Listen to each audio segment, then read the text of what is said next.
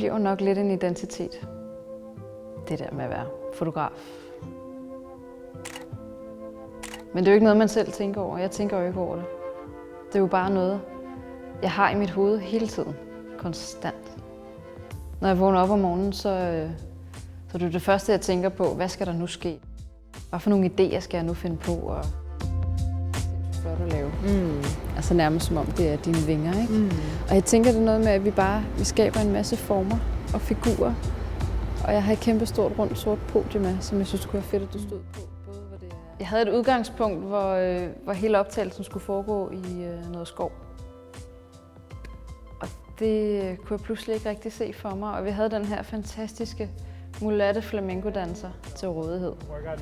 Ja. Jeg vil gerne lave et relativt bredt billede, ikke? Og der tænkte jeg, vi skal ud i en helt anden stil. Hun skal have noget kontrast. Hun skal virkelig have mulighed for at stå frem og stå ud af det her billede. Derfor valgte jeg jo 1,5 dag før. Jeg ændrede det hele. Men det var godt, vi gjorde det. For jeg kunne pludselig se det for mig og tænke, det her, det bliver fedt. Det får et helt andet look, men det er det, vi skal gøre.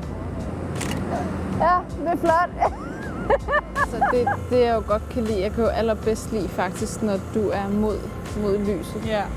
Og for mig er det enormt vigtigt at skabe selvfølgelig en historie, men også en dybde. For mig er farver og toner lige så vigtigt som at skabe en intensitet i billedet. Billederne har en stoflighed. Der er noget, du ligesom kan tage at føle på. Så det er så vildt. Ja. Jeg synes, det er flot, når det bliver sådan lidt brutalt, og det bliver lidt råt på en eller anden måde, ikke? Og du får den der. Jeg ved aldrig helt, hvordan folk modtager mine billeder, om hvor kritiske de er, eller hvor interessante de synes, det er. Det ved jeg ikke. Men for mig er det enormt vigtigt, at jeg får skabt en spænding og noget lyst for beskueren til at se på billedet.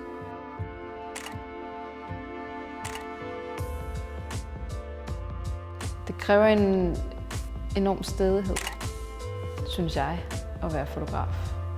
Det kræver virkelig, at jeg synes, det kræver, at man ved, hvor man har sig selv, at man ved, hvor man vil hen. Jeg går ud fra, at det er derfor, jeg gør det. Det er fordi, jeg ikke kan lade være. Det er fordi, at det er det sjoveste i hele verden. Jeg kunne ikke forestille mig at lave andet.